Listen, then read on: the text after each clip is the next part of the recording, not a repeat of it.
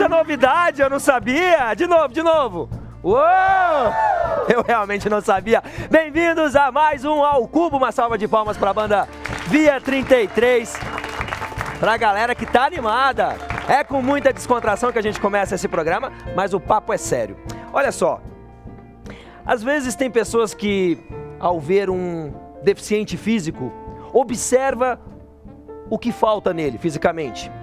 Ou quando se depara com um homossexual, olha o que falta, a masculinidade que falta nele. Ou um anão, a estatura, a altura que falta naquele indivíduo. E é aí que está o maior erro. A gente está só olhando o que falta. Ao invés de valorizar as coisas simples que estão ao nosso lado todos os dias, a gente está sempre desejando mais dinheiro, mais sucesso, realizar aquele sonho. E tem tanta coisa boa ao teu lado que tem que esperar perder para valorizar, né? Pois então, não falta nada nem pro anão, nem pro homossexual, nem pro deficiente físico. Sobram valores morais que essas pessoas, com suas visões alienadas, não conseguem enxergar. O que está faltando mesmo é você assistir ao Cubo para aprender mais sobre preconceito.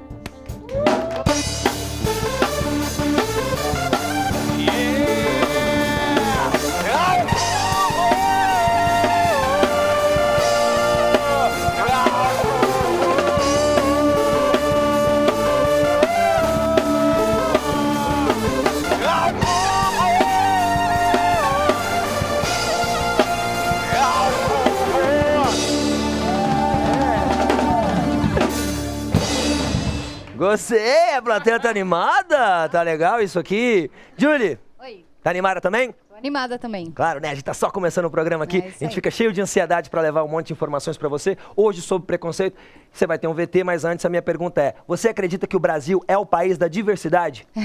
Essa foi a pergunta que a gente... já respondeu, né? Foi Essa meio foi irônica. a pergunta que a gente se fez, né? É o que dizem, né? Que o Brasil é o país da diversidade. Vamos ouvir as respostas das Vamos pessoas, ouvir então? o que as pessoas acham. Rodou. O Brasil é o país da diversidade e da tolerância. Será? Os jovens brasileiros hoje têm cada vez mais acesso a informações e, em teoria, isso deveria afastá-los do preconceito. Mas e na prática? Será que é assim que funciona? Você acha que nós brasileiros somos preconceituosos?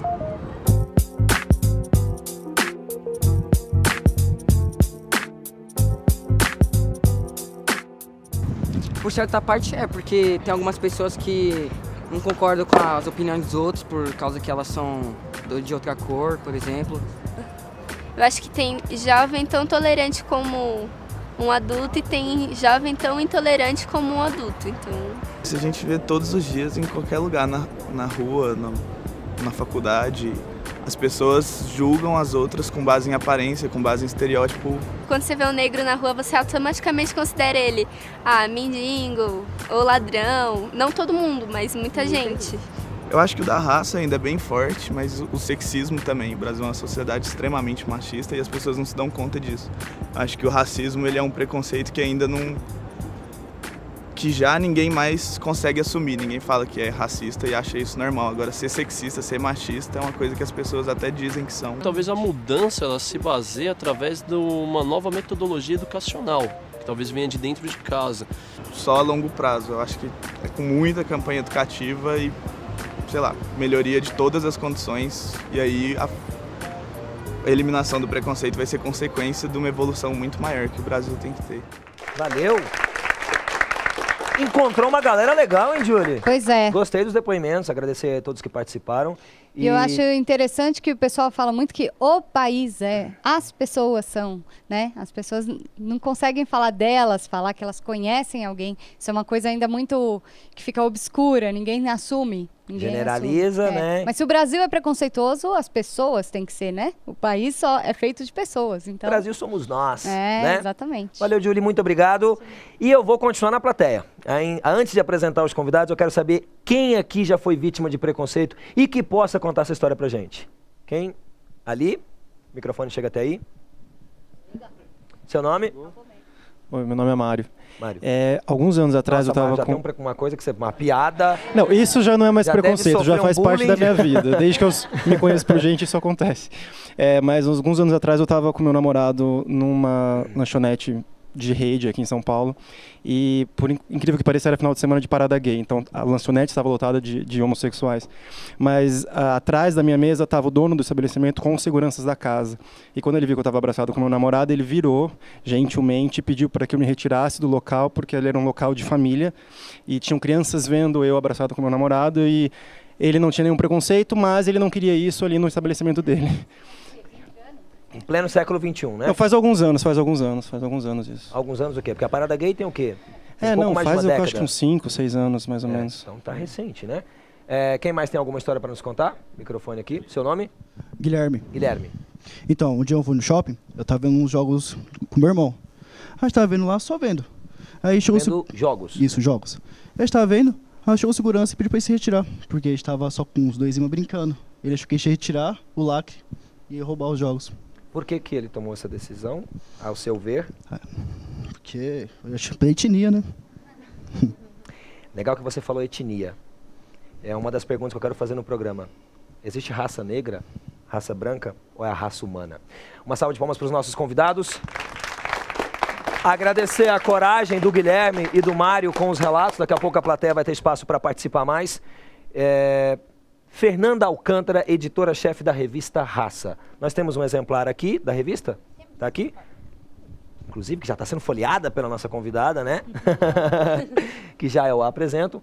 Revista Raça. Do que ela trata? Qual é o grande diferencial da revista Raça? A revista Raça Brasil, hoje, ela é a única revista voltada para a população afrodescendente, a população negra.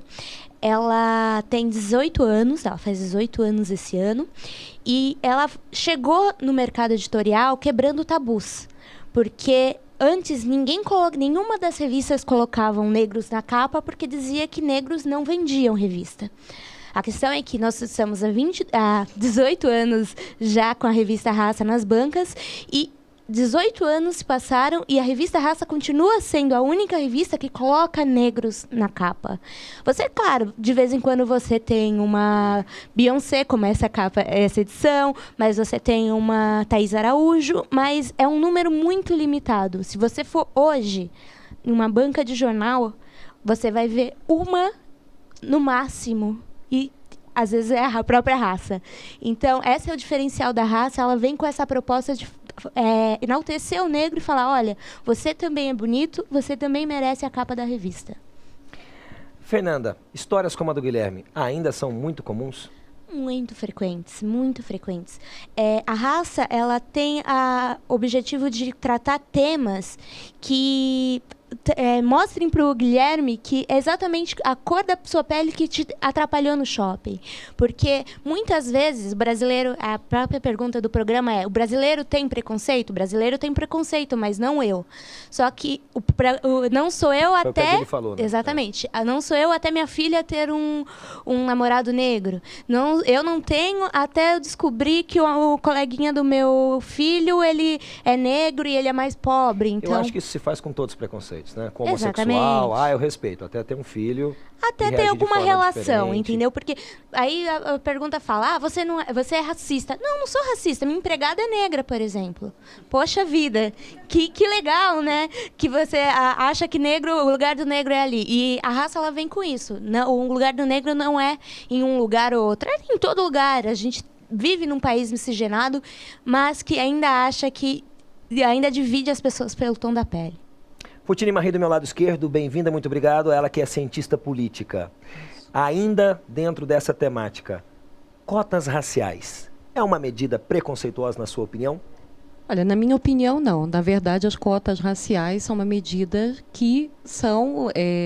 a origem delas é justamente tentar diminuir o preconceito. Né? Com as cotas, você aumenta a presença da população negra dentro da universidade, né? E você está corrigindo uma desigualdade histórica. A partir do momento em que você começa a ver a população negra dentro da universidade, não apenas em espaços, né, em profissões que são de trabalho mais pesado, como o exemplo que a Fernanda citou agora, como empregada doméstica, você vai mudando a percepção de que o negro tem um lugar na sociedade que é apenas desempenhando esses papéis que são essas profissões que, embora sejam profissões muito dignas, são profissões que são menos remuneradas. Né? As cotas são importantes para a gente ver que a população negra tem um lugar na sociedade, né, e que ela pode desempenhar qualquer profissão. Muito bem-vindo, Gabriel Bartolomeu, que é psicólogo. Obrigado. Um cidadão proprietário de um estabelecimento que faz o que fez com o Mário precisa de tratamento? Não, assim, é uma pergunta complicada. Porque, assim, a questão do preconceito não dá para ser tomada pelo lado do tratamento. Eu acho que você está falando de um tratamento, seria um tratamento psicológico, né? Que você está pensando. Para entender o preconceito, a gente tem que articular ele, tirando só do nível individual, que seria essa questão psicológica, da questão do tratamento, e articular a questão social e a questão política. Mas não pode ser uma doença mesmo? O preconceito pode chegar a ser uma patologia? Não. Não? Tomar o preconceito como doença não seria uma discussão apropriada pelo tema e pela importância do tema, entendeu? Para se discutir isso, tem que articular essa questão psicológica, que é a questão individual, e a questão social e a questão política. Por quê? O que é o preconceito, na verdade? O preconceito posso pegar seu exemplo? Eu comecei o programa pegando os exemplos para a gente iniciar o debate. Fica à vontade. É um enunciado que tem como enunciação uma violência, no caso dele. Ele falou para ele se retirar porque ele não tinha preconceito, mas as crianças estavam vendo. Ele anunciou alguma coisa para ele, mas aquilo queria dizer é um ato violento, porque é um ato segregatório, de exclusão. Sempre o preconceito vem atrelado à discriminação e à segregação. E é sempre essa a função do preconceito. Por isso é muito difícil tomar ele como doença. Entende? Porque não tem como pensar o preconceito só no nível individual. Porque quando você pensa em segregação, exclusão, você inclui o político e o social. Tá. Entende? Claro. Fernanda, o brasileiro é muito preconceituoso? Ele é muito preconceituoso e a maior questão é que ele não se enxerga como preconceituoso e não se enxerga mesmo como parte da sociedade. Vou te explicar. Eu tenho um amigo, por exemplo, que ele tem o mesmo tom de pele que o meu, mas ele diz que não é negro. Isso é uma questão, né? Exatamente. O censo tem um número interessante. Exatamente. É muito questionável essa questão. Uma das questões, não só a raça, como vários órgãos tentam, é mostrar que você é afrodescendente, sim. Você só sente que você é afrodescendente quando você sofre. Vou te dar, esse mesmo amigo, ele nunca se achou negro, mas aí eu fui conversar com a namorada dele e ela falou assim, não, mas ele porque a minha família, e ela é branca, a minha família, quando conheceu ele, eu nunca contei isso pra ele, mas a minha família ficou fazendo piadinhas racistas pra mim, porque eu namorava um negro. E eu falei, é exatamente essa questão do brasileiro. Ele não se considera negro, mas ele ele sofreu preconceito da família da namorada. Então, o brasileiro ele é preconceituoso, mas se você for perguntar para os pais dela, eles vão falar, não, era só uma brincadeira. E esse discurso da brincadeira é que acaba caindo exatamente nesse estereótipo de não somos racistas. Somos racistas, sim. Alguns dizem, a gente não é racista. Racistas são os norte-americanos, que não se misturam e tal. Não é verdade. Então, as pessoas precisam entender que preconceito é um assunto tão sério quanto violência, quanto sexo, quanto tudo. E é preciso iniciar essa discussão tão séria na infância. Ato violento, uma violência. É uma violência, é um assédio. Contra mulheres, a mesma coisa. Você dá de presente para uma mulher, uma criança menina, fogão, geladeira para brincar de casinha, e para um menino o carro de bombeiro, o carrinho de policial. Então você pergunta para... E aí quando a gente vai morar sozinho, que é o meu caso, não sabe fazer nada. Nada, nada. Ralei bastante. Exatamente. Tá, eu quero saber agora da Futini. O preconceito no Brasil ainda é velado? É uma coisa velada, na sua opinião? Ou não? Por quê? Bem, eu acho que nós temos uma situação de preconceito velado muito forte, né, que isso tem a ver com o que a Fernanda estava falando para a gente, que as pessoas não se consideram preconceituosas, né, e aí não é só o caso do racismo, é preconceito de gênero, preconceito contra a mulher, preconceito contra homossexuais, transexuais, preconceito de classe, né, e que fica muito no campo da piada, e existem os casos de preconceito, né, que são preconceitos descarados. Acho que a gente está numa fase... Como os relatados aqui. Sim. Pelo Mário e pelo Guilherme. Os casos relatados aqui, né, de inúmeros casos. Sim. Já? Daqui a pouco a gente vai abrir para cada um contar a história, caso se sinta à vontade para isso, né? Bom, quais são os tipos mais comuns de preconceito no Brasil? Eu quero que a plateia me ajuda. Negros, homossexuais, mulheres, judeus. Eu falei já, né? Homossexuais. O que mais? Um preconceito que também nordestinos. Contra pessoas com peso, com muito peso, acima do peso. Se falar gordo é errado? Então, é assim, eu gosto muito de usar a palavra negro. Eu estava até discutindo com eles assim. Porque eu ia entrar nessa questão, afrodescendente ou negro?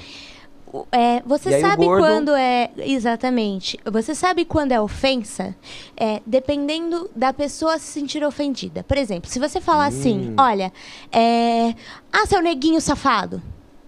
Obviamente, todo mundo está ciente de que é um preconceito, porque você está usando aquela palavra, a cor da pele, para ofender a pessoa. Mas aí você diz uma mãe baiana que tem muito mais afinidade, fala, ele é meu neguinho. Aquela palavra não é usada para ser racismo. Pode ser errado a palavra, pode ser errado, mas tem o amor de mãe.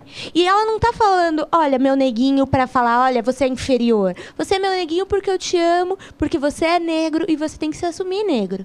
Então, essa questão da palavra é muito complicada. Agora, ele falou, por exemplo, preconceito contra judeu. Existe a palavra judiar, que inicialmente ela foi utilizada exatamente para falar que judiar era uma palavra para você maltratar. Entendeu? Por causa dos judeus, porque a ideia dos judeus que maltratavam as pessoas. Então, mesmo? Exatamente. Nunca soube disso. Existem manuais de redação que eu sou formada em jornalismo, que são proibidos usar a palavra judiar. Porque judiar é exatamente dessa coisa. Você é judeu, você maltrata as pessoas. Porque tem palavras que não, mas tem palavras que tem esse problema. Gabriel, daqui a pouco eu quero que você fale com quem já foi vítima de preconceito. Quais são as suas melhores dicas como psicólogo para se comportar diante de um ato de preconceito, para lidar melhor com isso? Fica para o próximo bloco, que eu vou pegar um gancho aqui do que foi tratado, o preconceito velado, e às vezes se esconde por trás de uma coisa chamada piada. Então, daqui a pouco, a gente vai discutir essas piadas. Preconceito velado ou não? Politicamente incorretas. Na piada pode? A gente responde a essa pergunta e mais um monte de outras sobre preconceito. O programa está só começando. Até já! Eu creio nas promessas de Deus. Eu creio nas promessas de Deus. Eu creio nas promessas do meu Senhor. Eu creio nas promessas de Deus. Creio nas promessas de Deus. Eu creio nas promessas do meu Senhor. Se sou fiel no pouco, Ele me confiará mais. Sou fiel no pouco.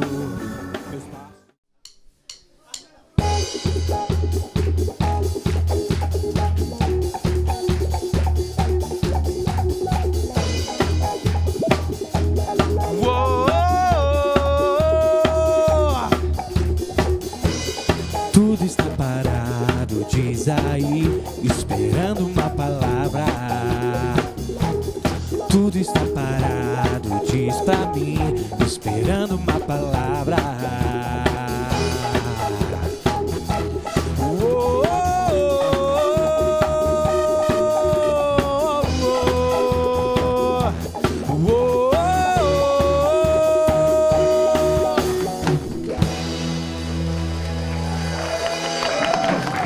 Valeu, Banda Via 33, a banda oficial aqui do Ao Cubo. E você, muito obrigado por nos receber aí na sua casa, em nome da banda, de toda a nossa equipe, da plateia e dos convidados. Uma salva de palmas para os nossos telespectadores. A gente deixou no primeiro bloco a seguinte questão. E as piadas? Piada de loira, piada de gaúcho, piada de negro, piada de homossexual. E aí? É possível explorar o humor sendo politicamente correto? Como você, Fernanda, encara uma piada sobre negro, por exemplo? Olha, é bem complicado. Eu vou te dar um exemplo midiático, só para ilustrar. Tem um certo comediante de stand-up, eu não vou falar nome, mas alguns vão saber, que uma vez fez uma piada de negro, chamando ele de macaco. O que aconteceu? As pessoas começaram a reclamar.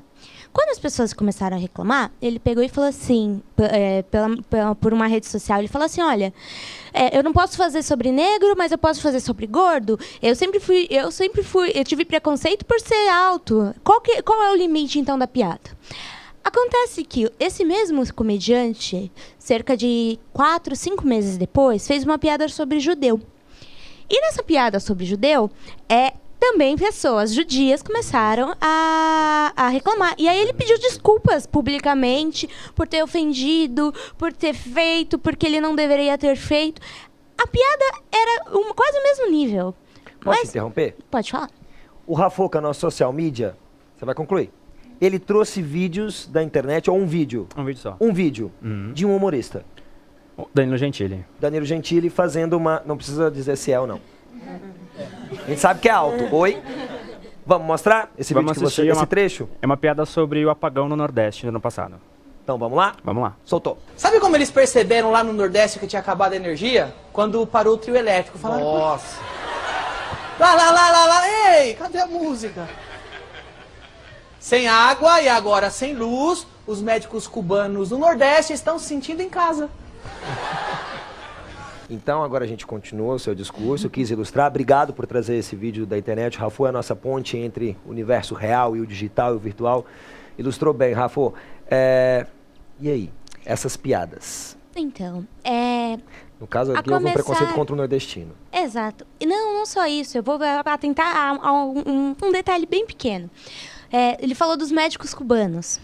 Por que deu tanta polêmica aos médicos cubanos? Porque eles eram grande maioria negros. Os médicos cubanos foram alvo de tanto preconceito, o nordestino é alvo de preconceito. Então, a piada, qual é o limite da piada? Você ri, como até a plateia fez, você ri, mas tem aquela piada que você ri da condição e tem a piada que você ri pela ofensa. Quando é ofensa, você imagina... Aí eu volto de novo para o exemplo da criança. Você imagina uma criança ouvindo isso. Aí, poxa vida, então quer dizer que aqui no Nordeste a gente só gosta de trio elétrico? Por quê, mãe? Por que eu não posso ser médico se eu sou negro? Por que eu não posso ser médico porque eu sou pobre? A gente não tem energia elétrica? Por quê? Imagina, eu não tenho... Por que ele fez essa piada? Não entendi. E aí vai se construindo. Muitas vezes criança não pergunta, então vai se construindo esse inconsciente. E aí ela vai crescer. E não digo só da criança lá do Nordeste, que foi ofendida. E eu tô falando do ofensor também. Porque ele vai achar, não, eu não ofendi, eu fiz uma piada da condição.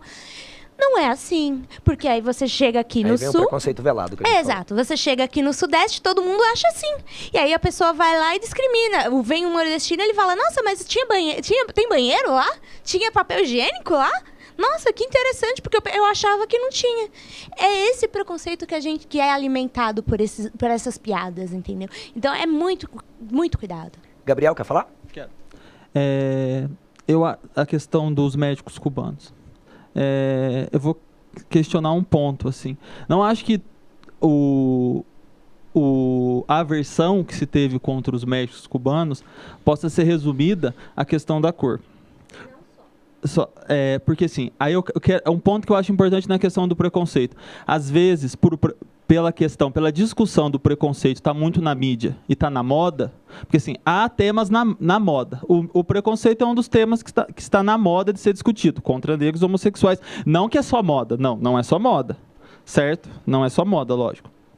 Mas aí usa essa discussão do preconceito para desviar a atenção da discussão realmente que interessa.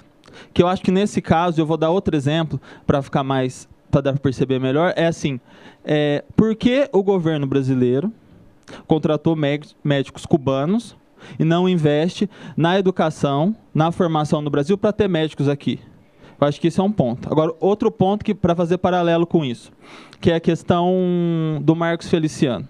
Ficou-se quase um ano discutindo sobre as coisas que ele falava, que são coisas preconceituosas, com certeza.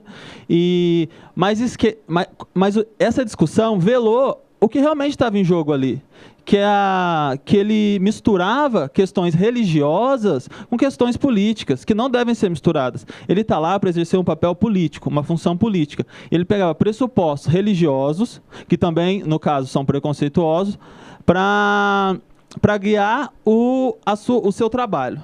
E isso revela mais ainda toda a situação da política, que eles confundem função política, interesses políticos e trabalho político com interesses pessoais. Usam dinheiro político para fazer coisas pessoais, usam dinheiros políticos para fazer coisas empresariais. Entende? Então, assim, acho que tem que tomar um cuidado na discussão do preconceito para nos resumir tudo a isso. Entrou no campo político, não poderia deixar de passar a bola para Futini. Ok. Vamos lá por partes, né? Sobre a questão do preconceito, da discussão do preconceito estar em evidência, né? E como esse debate, de repente, pode ganhar arena pública e encobrir algumas questões políticas, que eu acho que era isso que você estava se referindo, né? Eu acho que a gente precisa ter cuidado para separar uma coisa da outra, né?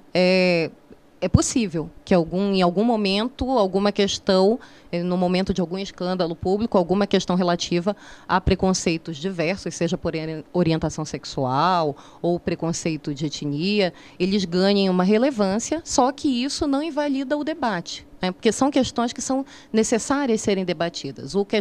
Tanto, né, o preconceito de gênero, que recentemente ganhou destaque nos meios de comunicação por conta da pesquisa do IPEA, que depois, né, da percepção da violência contra a mulher, e depois foi corrigida, muitas pessoas acusaram de ser um golpe do governo federal para desviar a atenção sobre outros problemas que estavam acontecendo naquele momento. Né? Se isso... Né? Isso daí eu acho que é um pouco de ingenuidade, porque o governo federal ele não tem essa prerrogativa de pautar os meios de comunicação. A internet não é pautada. Eu acho que isso é muito importante ser dito. A internet não é pautada. A internet não é pautada, o governo federal não pauta os meios de comunicação, e é um assunto que, independente de estarem ocorrendo escândalos políticos, é um assunto que deve ser debatido, porque a violência contra a mulher e a questão do assédio é algo que é endêmico, que faz parte... Né? E é importante que isso ganhe repercussão, assim como esses casos de racismo que a gente acompanha diretamente no noticiário, casos de homofobia. Né? É importante debater isso, independente do que esteja acontecendo. Vambora? Vamos para o próximo bloco? A gente vai brincar um pouquinho com a plateia, se é possível brincar com esse assunto. Aqui, ó, o Cubo faz de tudo. Então, daqui a pouquinho, a plateia vai participar de um momento interativo no Ao Cubo e o debate também continua. Mas agora, música. Vamos lá?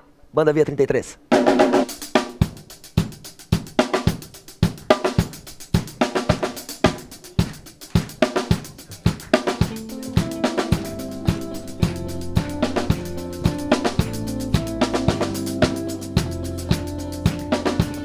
Sunday, Bloody Sunday. Sunday, Bloody Sunday.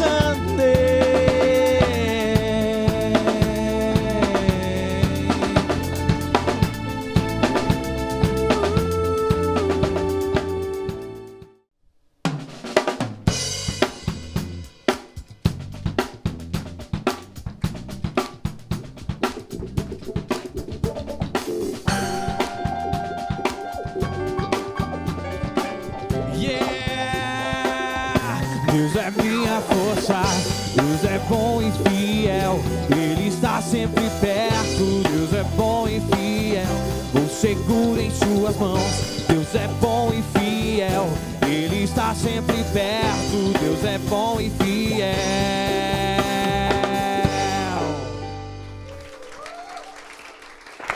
Voltamos com o Alcubo falando sobre preconceito. E a gente tem um quadro chamado Alcubanos, onde algum integrante da equipe Alcubo conta a sua história, obviamente relacionada ao tema. Quem da nossa equipe, eu que vou pescar hoje? Não perguntei antes se alguém foi vítima de preconceito. Tá todo mundo me olhando, regalaram os olhos, ó. Eu vou na Maria. Vem cá, Maria. Vem cá, Maria, porque largou o cabo, coitada, tá morrendo de medo. Qual será o preconceito que a Maria sofreu? Virando. A galera toda vai entender na hora. Tudo bom, Maria? Tudo. Cadê o microfone? O microfone, por favor, a pessoa esquece, né? Maria. Oi, tudo bem? Tudo bem? Maria, fala pra gente o nome da sua mãe. Alice. Alice. Alguma coisa? Não. O nome do seu pai? Manuel. Você pergunta meu nome de novo. Seu nome? Maria. Maria, filha da Alice e do Manuel. Isso. O Manuel, ele é de origem? Portuguesa. Portuguesa. E aí, como é que ele reage com as piadas e você? Meu pai não gosta muito de piada de português. Geralmente ele não entende, mas quando ele entende, ele fica muito bravo. Vocês viram que ela mesmo faz piada com ela. Uma salva de palmas para a nossa produtora da Beijo. O bom humor é uma boa arma, né, para lidar com preconceito. Concorda ou não, Gabriel?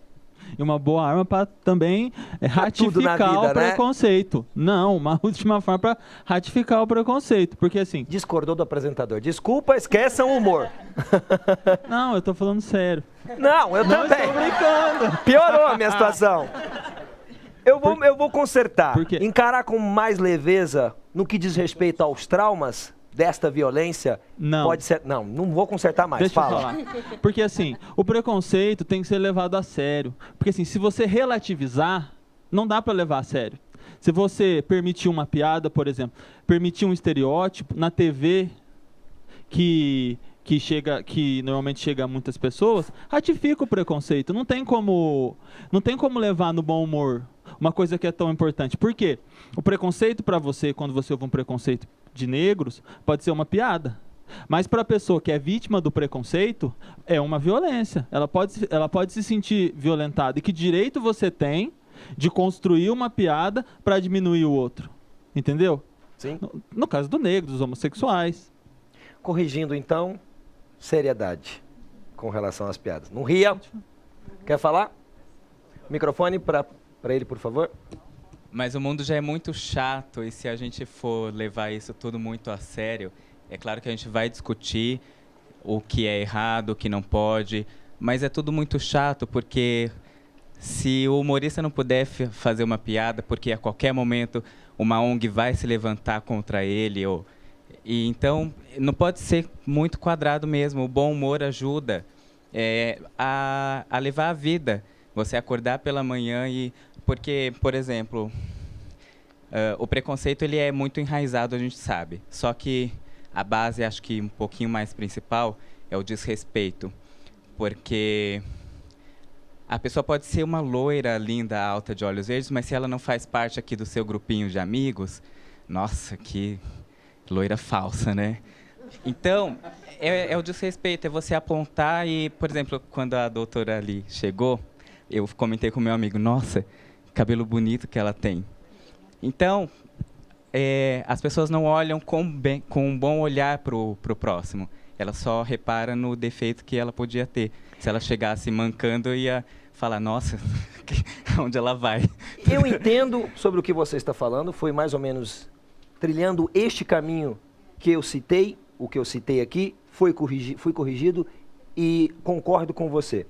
Agora, eu vou para cá, dentro dessa mesma trilha ainda.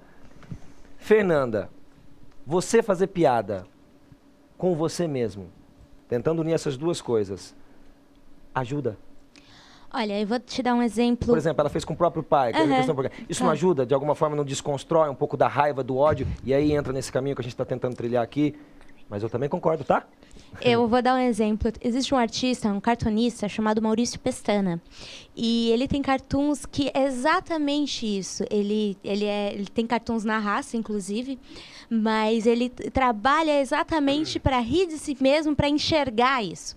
Vou citar até um cartoon. Citar um cartoon é estranho, mas eu vou citar até um cartoon.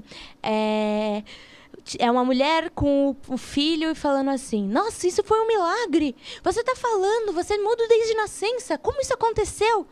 E aí ele pega e fala: olha, pergunta para os policiais que me interrogaram. Entendeu? Ou outro também, que são duas caveiras debaixo da terra perguntando, uma fala para outra: nossa, quando eu era vivo, eu odiava negro, eu matava mesmo, espancava mesmo. E você? Aí o cara: eu era um negro. Provavelmente estou aqui por... Sabe? E esse cartunista é negro? Esse cartunista é negro. E acho que é um dos únicos no Brasil que faz esse trabalho de mostrar assim... Você tá vendo? Existe a piada, existe a risada, mas existe o alerta. Olha, a polícia espancou ele tanto que ele aprendeu a falar. Então, Eu acho que o alerta pode ser feito com bom humor. Ok? Estamos kits? Assim, pensando sobre essa questão, se tem que ser sério, se tem que rir ou não, eu acho que o mais importante é que a gente tem que enxergar além do estereótipo.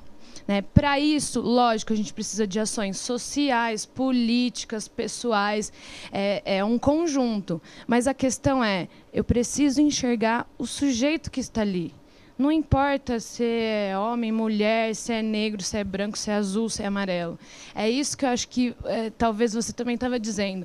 Tem que ter bom humor, tem que tratar bem as pessoas. A questão a gente está esquecendo do vínculo que a gente tem com os humanos. Somos todos humanos.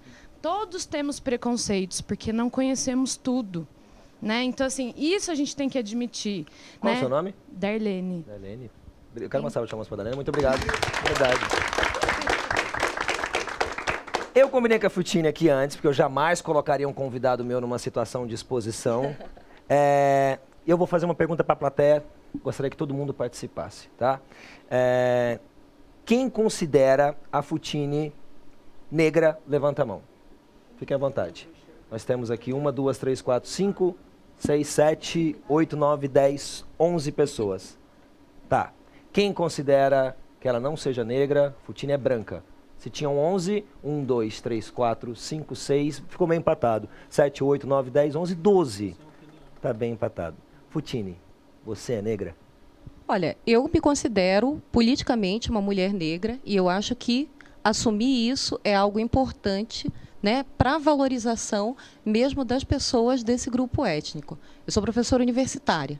Dentro da Universidade Brasileira, mulheres professoras e mulheres negras são a minoria. Eu acho que quando eu me afirmo como uma mulher negra, eu estou afirmando, né, toda uma ancestralidade que está presente nos meus traços, embora a minha pele seja mais clara, mas meu cabelo, meus lábios e toda uma história familiar, eu estou reconhecendo essa história e, além disso, eu estou ajudando a empoderar outras garotas, né, que não estão muito seguras sobre se assumir negra ou não, e dizendo para elas: olha, isso é bonito. Agradeço o nosso colega que elogiou o cabelo, né, que isso é uma coisa que é importante. Também tem várias garotas jovens negras que chegam para mim e dizem: eu gostaria de deixar o cabelo crescer, mas será que eu deixo? Já tive ex-alunas minhas que conseguiram passar pela transição e tudo. Então, Fernanda, acho que isso é importante. quais são os critérios para a gente saber se a Então, pessoa... eu Aí vem acho... a questão do censo, Exato. né? Eu acho que entra muito na questão de assumir essa ancestralidade que ela falou. Você tem gente loira que se considera negra. Por quê? Porque ela entende que ela é loira porque puxou a mãe, mas o avô era descendente de escravo.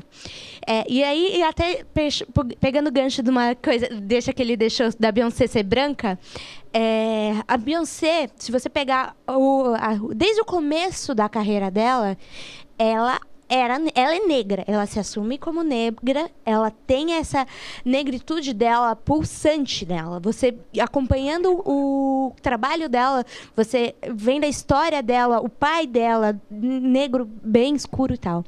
E eu, inclusive, escrevi um editorial quando a Lupita Nyong'o, ela é vencedora do Oscar e tudo mais, ela foi recentemente eleita a mulher mais bonita do mundo. E nessa eleição, a Beyoncé já ganhou, muita gente já ganhou, acho que o ano passado foi a Jennifer Lawrence. E o que me assustou não só foram os comentários tipicamente racistas, mas os racistas disfarçados, porque tinham comentários assim: a Lupita, ela é bonita, não é que eu seja racista, mas existem negras mais bonitas que ela. Aí eu falei, e aí você pega o racismo desse comentário. O ano passado, quando a Jennifer Lawrence, que é branca, ganhou, eu não vi comentário assim, Jennifer Lawrence é bonita, mas eu não vi, mas existem brancas mais bonitas que ela. Não é, quando é negro, mais um exemplo de preconceito velado. Exatamente. Você não tem essa discussão. Mas ela é branca, ela é bonita, né? Mesmo ela é branca, mas ela é bonita. Nossa, mas você tem, nossa, ela é negra, mas ela é bonita. Entendeu?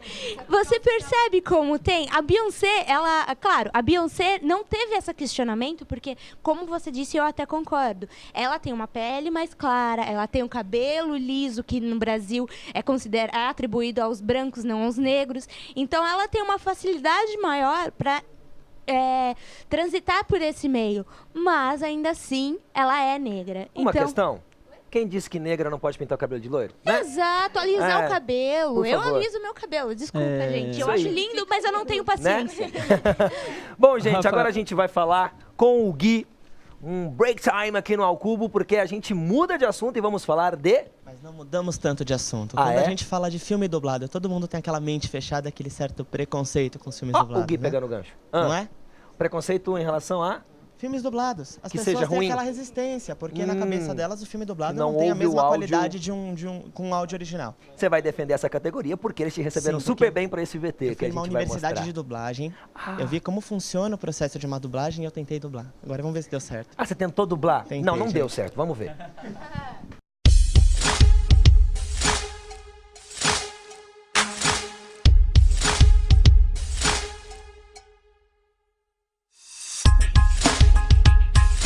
Uma profissão que se iniciou em 1927 com o filme Cantor de Jazz e chegou ao Brasil com o clássico A Branca de Neve e os Sete Anões, a dublagem conquistou um espaço considerável no mercado de trabalho, com remunerações que chegam até R$14 mil. Já imaginou que bacana sua voz sendo dublada? Eu agradeço por tudo que você disse. De verdade. Sei que foi difícil dizer isso, mas não posso. Me desculpa. Quando você está em casa, sentado no sofá e assistindo a um filme, não imagina o quão trabalhoso é um processo de dublagem, né? São vários profissionais envolvidos, horas de trabalho e muito preparo antes de ir para as telinhas. O processo de dublagem é assim, a distribuidora manda o texto original, quando tem, e a imagem original. Em cima disso, a empresa de dublagem pega, manda traduzir, e com tradutores de dublagem, porque tem... É muito específico, porque o tradutor não pode fazer um resumo, ele tem que passar todas as palavras que lá estão na imagem. Aí, uma vez que é feito isso, o diretor assiste, passa por, a gente chama de corte de anéis, trechos de 20 segundos. É cortado, aí é quantificado quanto cada personagem entra nessa quantidade de anéis. Em cima disso, o diretor assiste o filme, escolhe o elenco. Esse cara... E em cima da quantidade de anéis você vê uma produção de cada... vou precisar de 5 horas para Zezinho, 2 horas para Luizinho, 3 para Maria, e assim vai. Até aí você dubla, você escolheu o elenco, marcou no estúdio todos esses tempos, e aí você dubla o filme separadamente, cada dublador separadamente, aí depois tá feito o filme, vai para mixagem, põe as músicas, os efeitos que tem que pôr no filme, o filme tá pronto. E você anda tão esquisita, Amy, sempre dizendo coisas bobas como essa, sempre me olhando esquisito. E no meio das coisas do pai do Mickey, achamos um mapa que dizia que debaixo desse lugar está enterrado... Café, Lupe. Eu mesma levo. O que melhorou foi a qualidade do áudio. O áudio te deu possibilidade de fazer um trabalho individual. Na década de 80 você trabalhava junto com os outros dubladores. Então aparecia 3 pessoas em cena, você dublava com 3 pessoas. Aparecia 6, na grande maioria você dublava com 6 dubladores. Hoje em dia se trabalha individualmente, então a qualidade tem que estar presente em todas as falas. Então você tem uma exigência maior de qualidade em termos de sincronismo. Tem muita gente que fala, a dublagem é ruim. Às vezes não é a dublagem que é ruim, a gente é muito limitado. Você pega vários canais, empresas de distribuição, que você não pode falar um monte de palavras. Não pode falar bunda, tem que falar traseiro. Então você fica limitado e vai criando coisas para tentar dar aquela qualidade ao filme. Então às vezes não é que a dublagem é ruim, é porque não pode. Então, idiota é muito ofensivo, não pode, você vai passar para o público infantil, mas o cara está dando tiro. O tiro pode porque já está comprado a imagem, agora falar idiota não pode. E assim vai. Então depende muito do produto e de quem escolhe. Resolvi pôr a mão na massa para ver se leva o jeito com a dublagem e colocar as dicas do professor em prática.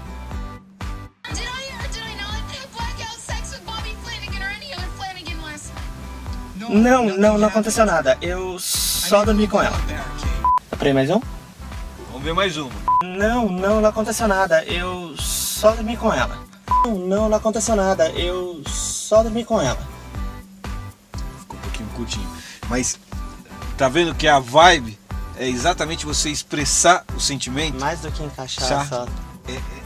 Não é tão fácil quanto pode parecer. Além da técnica, para ser dublador, de fato, precisa de um preparo e um talento que eu ainda não tenho. Afinal, o lar é para um homem e o seu castelo. Então o tal do sujeito tirou uma pistolinha de brinquedo e tentou me assustar? E? Me assustou. Com trabalhos icônicos, os dubladores ganham visibilidade com suas famosas vozes e conquistam legiões de fãs desses desenhos, filmes e séries. Somos nós! Hoje a gente começa a ter mais consciência do nosso trabalho, de quanto ele repercute. Assim, toda criança sempre tem um desenho que marcou a vida dela.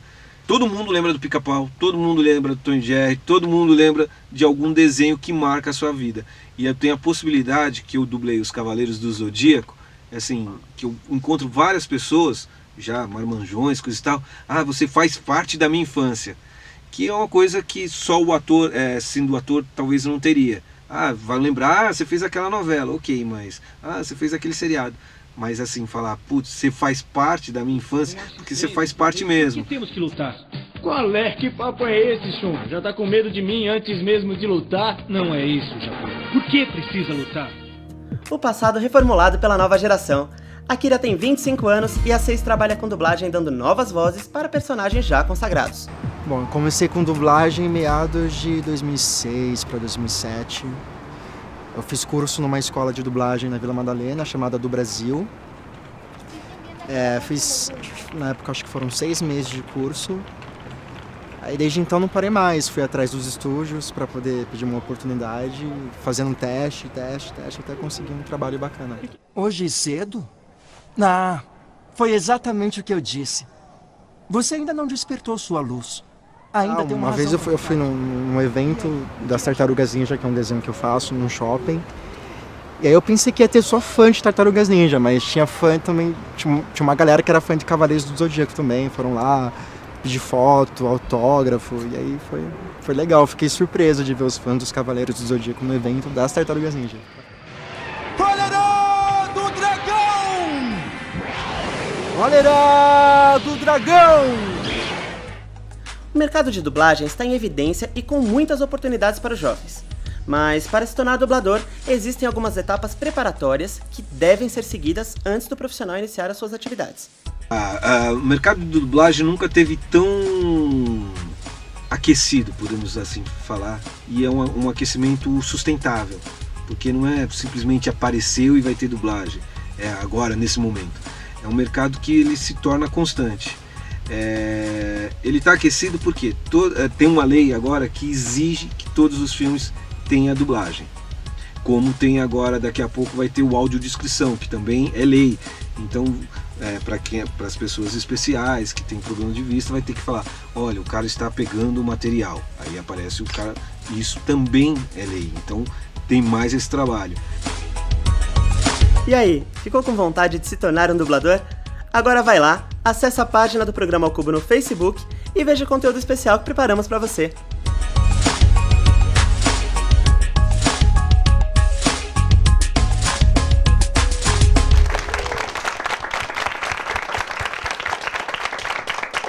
Esse repórter maravilhoso, simpático, gente boa pra caramba. Não deu muito certo na dublagem, mas como repórter ele quebra um galho aqui no programa. Para de se elogiar, não vou mais deixar. Quase, tá mais ou menos. Um dia a gente chega lá, né? A gente chega lá. Uma salva de palmas pro Gui. Ei, não vai perder o nosso último bloco, né? Não mesmo. Fica aí, que já a gente tá de volta. Encontro e sinto, você é tudo que sonhei, não posso me conter. E mais que tudo eu quero ir uma vez que faz me sentir alguém. E é pra todo sempre, não quero minha vida igual a tudo que se vê.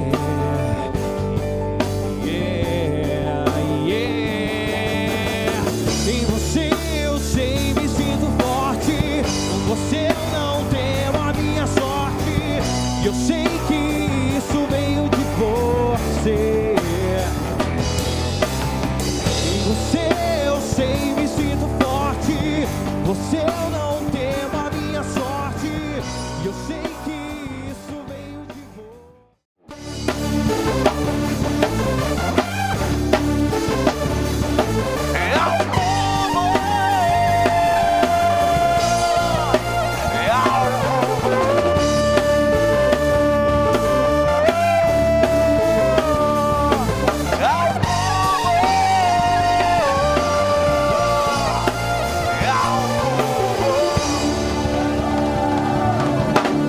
Ah, que legal! Tô cheio de surpresa hoje dessa plateia, tá bem animada. Fica com saudade de vocês. Vê se voltam semana que vem. Gostei de vocês, beleza? Bom, galera, se você quer chegar mais perto do Ao Cubo, tá aí o endereço na tela das nossas redes sociais. Lá você pode falar com o Rafô, né, Rafô? É isso aí. Agora é o seguinte, precisamos encerrar. O debate foi rico, foi ótimo. Não sobrou quase tempo pra nada. Já vou agradecer aqui a Fernanda Alcântara, editora-chefe da revista Raça. Você trouxe algumas revistas que a gente vai distribuir pra vocês da plateia, tá, gente? Parabéns pelo trabalho, muito obrigado pela sua presença. Espero revê-la em outros encontros, porque temos muito o que falar sobre isso. Com né? certeza. Valeu, muito obrigado, viu? Futini Marie, muito obrigado pela sua presença também. Eu que agradeço o Você quer convite. deixar algum contato? De vez em quando eu escrevo uma coluna para o site da revista Carta Capital, então se quiserem dar uma olhadinha, site cartacapital.com.br, tá lá, pode procurar pelo meu Excelente nome. veículo, diga-se de passagem. Obrigado pela sua presença. Gabriel Bartolomeu, psicólogo, para encerrar, o melhor conselho para quem é vítima de preconceito. Resistir. A resistência é o melhor caminho para se enfrentar o preconceito. Perfeito, uma salva de palmas para os nossos convidados. Sim, claro. Deixar o site da Raça, que Tá. é www.raçabrasil.com.br, que também tem disponível algumas matérias que a gente faz, e é sempre importante falar. E comprar Raça nas bancas, pesquisa, leia, e como ele disse, sobre o preconceito, denuncie, se mostre Resista. e resista. Mário, você falou hoje, durante uma das suas participações, de gavetas, de caixinhas. E é sobre isso que eu vou falar agora no meu discurso final. Se algum homossexual é agredido, logo aparece a comunidade gay para defendê-lo. Se algum tipo de agressão ocorre com um judeu, a comunidade judaica se pronuncia. Com o índio, tem a FUNAI. São as chamadas minorias. Antes que você me julgue, eu não estou dizendo que é errado a atitude desses órgãos, dessas comunidades, em se posicionar para defenderem. Só que, e se um branco, católico, classe média é agredido? Ele não faz parte de uma minoria? Ok, nós temos autoridades que possam buscar defendê-lo, a família dele, os amigos, mas ele não faz parte de minoria, de repente não vira polêmica, não dá nem discussão. O que eu acho é que a gente está dividindo todo mundo em gaveta. Negros, índios, judeus, homossexuais. Está todo mundo numa mesma gaveta, num mesmo compartimento. Somos todos humanos. E a defesa tem que acontecer sim por parte dessas comunidades. Só que eu acho que isso nunca vai acabar. Esse preconceito nunca vai acabar enquanto a gente continuar dividindo essa raça que é uma só, a raça humana. Boa sorte a todos. Até semana que vem. Muito obrigado. E eu prometo tentar voltar com esse assunto porque faltou muito pra gente falar e a gente vai falar mais. Sempre por você. Obrigado. Tchau.